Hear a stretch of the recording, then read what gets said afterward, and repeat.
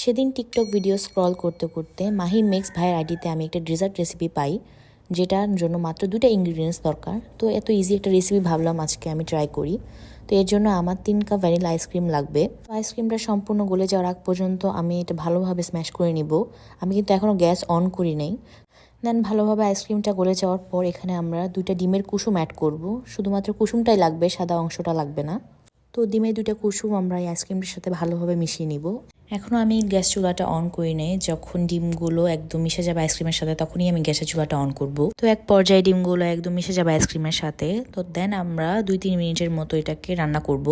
2 থেকে 3 minute medium আঁচে রান্না করার পর এরকম একটা কনসিস্টেন্সি আসলে আমরা একটি বাটিতে নামিয়ে ফেলবো এবং ঠান্ডা হওয়ার জন্য রেখে দিব।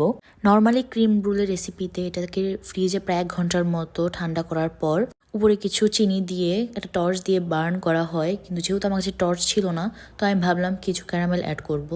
তো এটার জন্য আমি কিছু চিনি আর পানি নিয়ে এনে এটাকে একদম মেল্ট হওয়া পর্যন্ত নাড়তে থাকবো।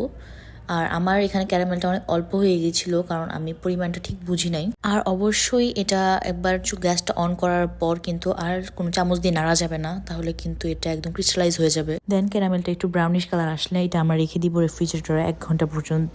অ্যান্ড দেন আমাদের ডেজার্ট রেডি হয়ে গেল। এটা ক্রিম রোলের one of the easiest recipe, অবশ্যই আপনারা ট্রাই করবেন। তো আজকে এখানেই শেষ, টাটা, থ্যাংকস ফর ওয়াচিং।